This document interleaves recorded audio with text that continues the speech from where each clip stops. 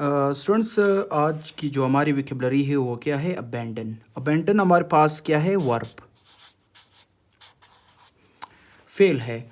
अब इसकी उर्दू मीनिंग क्या है?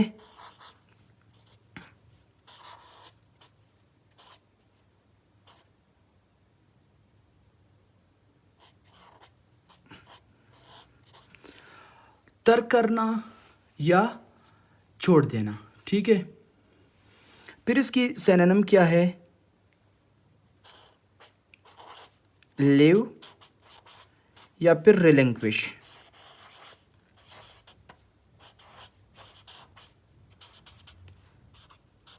इन तीनों की meaning abandon, leave and relinquish, इन तीनों की मीनिंग एक जैसी है।